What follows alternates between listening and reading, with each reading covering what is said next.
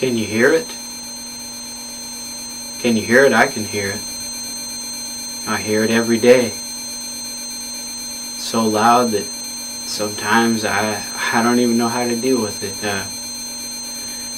I'd like to talk a little bit about tinnitus.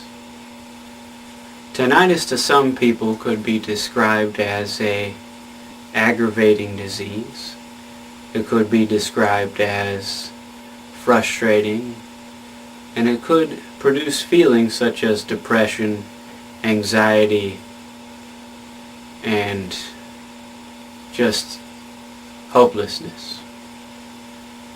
I can tell you I've gone through tinnitus myself, and it's been quite an experience in the last year or so, but unlike most people, when the physician at my office said, "I'm sorry, there's no cure, there's nothing we can do," I decided to take it upon myself to see if I could come up with a cure for tinnitus and see what has baffled physicians for ages.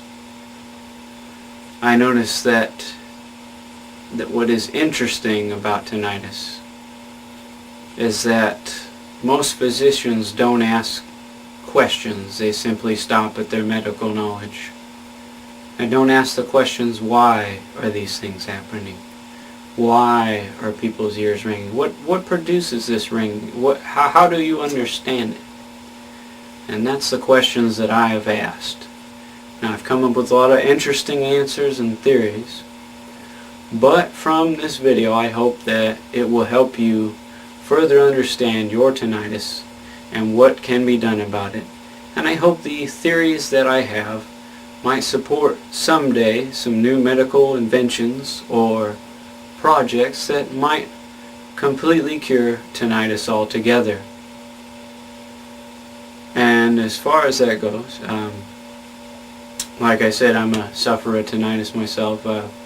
Tinnitus could be described, as to the viewer who has never had it, it could be described as imagine an old tube TV.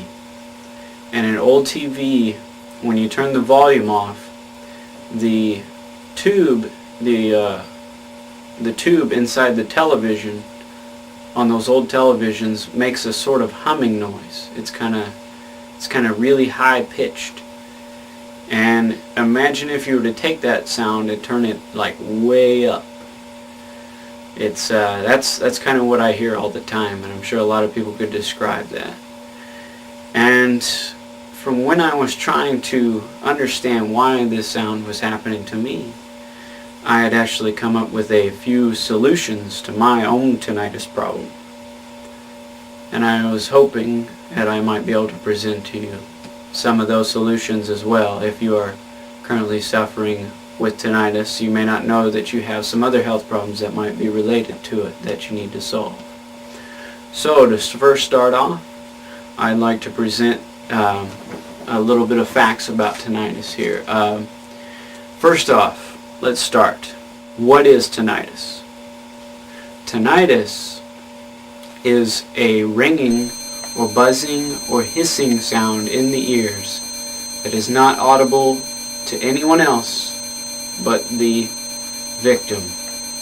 And I'd like to say the word victim because it is pretty horrible. I wouldn't wish this disease on any of my worst enemies. That's how bad it is. And just to clarify there, I would say tinnitus, imagine someone taking their nails and scratching a chalkboard, and that's about the sound, what it's like. That's about as I guess you would say comfortable as tinnitus makes your life. Imagine someone doing that all the time. So now let us get into here. So what causes tinnitus? What causes it? Now there are many different causes of tinnitus. Now see, the main problem why nobody has found a cure for tinnitus is the simple fact that tinnitus is caused by many different things, and many of these different things do not have one simple cure. They have many different avenues and methods and treatments for each of them. But I actually honestly believe that some forms of tinnitus can be cured. And I will go over that here in this section. Okay, as for tinnitus's causes, the first cause is inflammation and infection, most particularly ear infections. Ear infections do cause a lot of tinnitus, and the common four, I'd say about the common 5 elements that are in the same with all infections in the body, whether it be fungal, or it be bacterial, or it be viral, or mitotic, or, last but not least, allergic or autoimmune.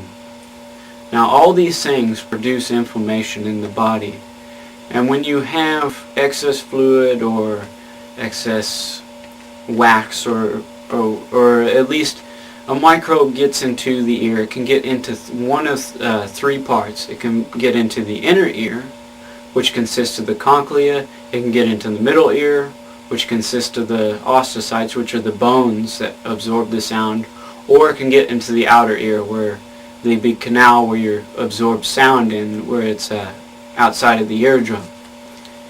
And if you get infections in one or all of these, normally most of the inflammation that causes tinnitus comes from the middle ear. And you can have other problems where maybe the eustachian tubes might become blocked, and it can create pressure inside the middle ear, or fluid can build up, which can cause an impact on the eardrum or some of the bones and things in there. Now, because of that, it can cause tinnitus. And what happens is, with an infection, you have inflammation. Normally what happens is you get inflammation in the middle ear, or fluid gets trapped in there because your body tries to get rid of these microorganisms.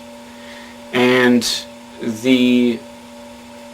far as the things go, as far as the inflammation, it causes changes in the bones of the middle ear and of the surrounding tissue, where in essence it creates an imbalance where the bones in the middle ear may not be sitting correctly, or it might be putting pressure on the cochlea in the middle ear, which, if any pressure is put on the inner ear, I will explain all of the anatomy of the ear in another section so you will understand. And as you can see here, I'm going to give a quick anatomy lesson about the ear.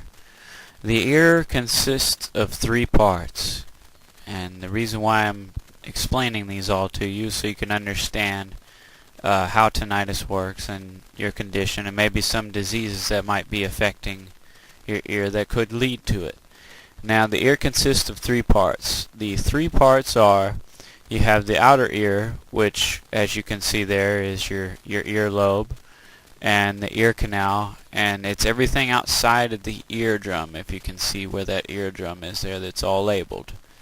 That is the outer ear. You have the middle ear, where you have those 3 little bones, malleus and the incus and the stapes, which connects to the cochlea, which is that big shell-looking thingy. And that is the middle ear, which, if you see that it's completely open, there's a little tube that goes down off to the right. If you see that there, it's in red. It's called the eustachian tube, and that actually leads into the back of your throat. When you swallow, these big skin flaps that actually cover it in the back of your nasal pharynx, as they would properly call it, open that tube up. And that's why when you dive or on a plane, if you're chewing gum, you'll hear that popping noise, because it has to equalize pressure in there. And the reason why you have to have pressure in there is so that the eardrum will have air and void to move.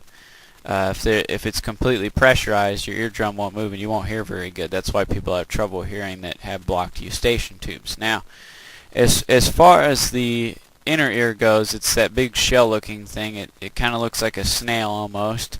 And if you look there, it's connected to nerves where it talks. You see where it says labeled vestibular nerve. That nerve actually connects into the center of your brain, which that's all connected in through bone, and the cochlea it sits up in the bony portion of the ear and stuff. Versions in real life, it's kind of hard to see a live model of a cochlea because of where it's located. But how it all works, I'll show you guys here in a minute. But I just wanted to go over some of the major parts of the ear so you will know what I'm talking about. So that way, when I say cochlea, you'll know that. That way, when I say, malleus, incus, these bones in the middle of the ear and the outer ear and the eardrum, so you'll understand. Okay.